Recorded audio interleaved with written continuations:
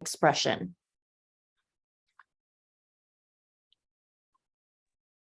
Hi, can you see my slides? Yes, thanks. Okay, cool. Hi, I'm a PhD candidate in Heather Lawson's lab here at WashU, and mammals have two sets of chromosomes, one inherited from their mother and one inherited from their father. And generally, the expectation is that both alleles of a gene are expressed similarly or biallelically expressed. However, sometimes biological mechanisms can influence the expression of either allele, leading to a phenomenon called allele-specific expression, or ASE, where one allele is preferentially expressed over the other. And so depending on the functional consequences of that allelic imbalance, allele-specific gene expression patterns can contribute to phenotypic variation. So in order to explore the many factors influencing allele-specific expression, we generated an F1 reciprocal cross between the large and small inbred mouse strains, resulting in two crosses that are genetically identical. So they're both heterozygotes anywhere where the large and small genomes differ, but they're epigenetically distinct. So they differ in which parent contributed which allele. We then harness their strain-specific genetic variants to call allele-specific expression and distinguish between the two classes of ASE, so parent of origin dependent or unequal expression based on parental origin, and sequence dependent or unequal expression based on sequence identity. And we then characterize ASE patterns across different tissues and environments. And so specifically, we were interested in how they change across three tissues with important roles in metabolism: the hypothalamus, white adipose, and liver. We were also interested in how ASE patterns vary in mice fed either a high-fat or a low-fat diet, as well as between males and females, and all the different combinations of these cohorts. However, today I'm just going to focus on the sequence-dependent side of things, since that's more relevant to this group's interests. So we found almost 2,700 genes that show significant sequence expression biases across our three tissues, which is about 8% of all expressed genes in these tissues. We saw some tissue specificity where some genes are only expressed in certain tissues, but a large proportion of the genes overlap across multiple tissues, which is consistent with the genetic origin of this phenomenon. We also saw a slight bias for large expressed genes here in green, but plenty of small expressed genes in purple as well. And these predominantly included protein coding genes in all three tissues, but also various non-coding RNAs like LINC, SNO, and microRNAs. We then used the sequence expression biases to construct allelic genotype effect scores, or AGE scores, in order to gauge to what extent is a gene biased towards its large or its small allele across our different tissues and environments. And so we evaluated these expression profiles, and we found four major patterns that I will highlight. And we visualized our analyses with this heat map that I'll be using throughout, but just to orient you briefly. So on the y-axis, there are genes that are showing sequence-dependent allele-specific expression are ordered by their chromosomal position. Each super column represents a different tissue: hypothalamus, white adipose, and liver. And then each subcolumn represents one of our 9 environmental contexts. So we have all contexts collapsed together: mice fed a high-fat diet, a low-fat diet, females, males, and then the 4 diet by sex contexts. And so within a tissue, the shades of purple and green indicate how much that gene expresses its small or its large allele in that environment, in that tissue. And shades of yellow mean that a gene is expressed, but biallelically, not in a significantly biased manner. And then black means that that gene wasn't expressed in that analysis. And so first we find 605 genes that are tissue independent, or that show a consistent sequence bias across every context in every tissue where they're expressed. And so, for example, EEF1A1 shows a strong large allele bias in green everywhere it's expressed, every environment and every tissue. In contrast, TUB2A shows a strong small allele bias in purple in every environment and every tissue that it's expressed. And so these tissue-independent genes were, on average, extremely biased towards one strain's allele, as seen in this violin plot of all these genes' allelic genotype effect scores on the right. And so again, these quantified the direction and the magnitude of these expression biases, ranging from completely small express -1 to completely large express +1. And if it has a score of 0, then it means no bias. And so these patterns likely reflect the vast genetic variation that has accumulated between these two founder inbred mouse strains over the years, where there's some sort of functional variant in one strain's copy of the gene that's impacting its expression wherever that happens. So, however, we also find 684 tissue-dependent genes, where genes show a sequence bias across most contexts in 1 or 2 tissues, but were biallelically expressed or no bias in other tissues or tissues.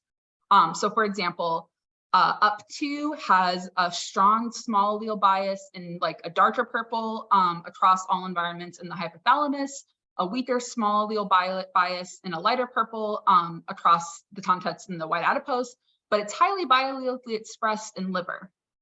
On the other hand, MET-L7B is not expressed in the hypothalamus, has a strong large bias in green and white adipose, and is highly biallelically expressed in the liver. And so these tissue-dependent genes were, on average, more moderately biased towards one strain's allele, as seen in this violin plot of AGE scores.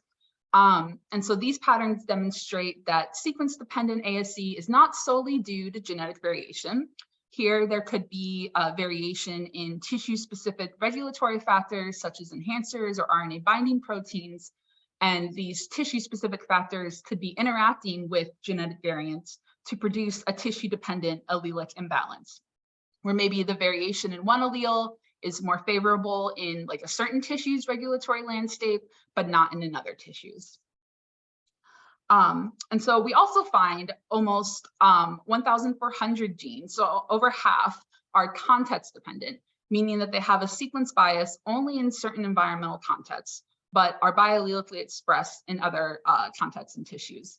So for example, the gene IFI205 was not expressed in the hypothalamus, but had a significant sex and diet by sex effect in the white adipose, reflected in these large allele biases in green in the 3 female related contexts.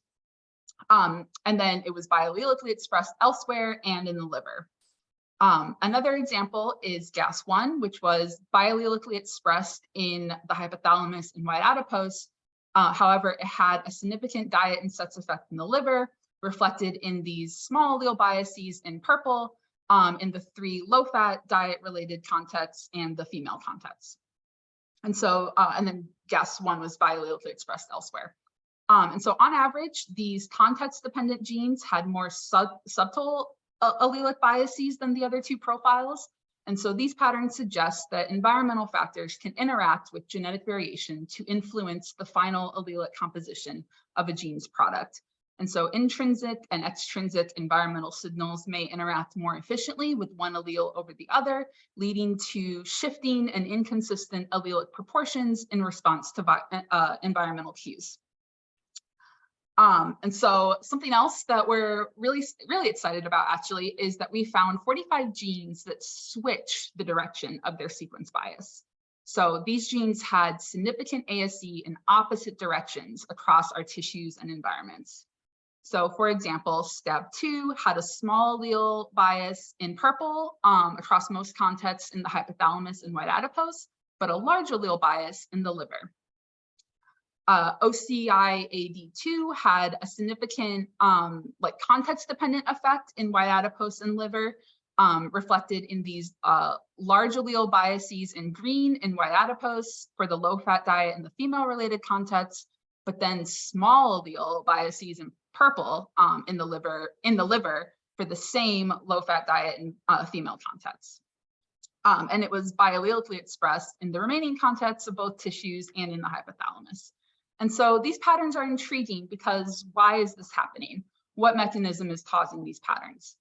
Sequence-dependent ASE is typically thought of as like a genetic source where the variation in one allele but not the other can impact its expression patterns. But the same mouse is genetically identical in all of its tissues, yet there's these drastic opposing expression biases. So their gene expression is not just a function of their genotype. There must be something epigenetic and tissue dependent happening here. And so these patterns also underscore the importance of incorporating multiple tissues and environments when evaluating a function. So if I was only studying one tissue, I might think, oh, this gene is small biased, but that wouldn't be the full story. And it's similar for environmental contexts as well. So in fact, we see one example of a gene with different expression biases within the same tissue. So Cytec here was not expressed in hypothalamus, biallelically expressed in white adipose.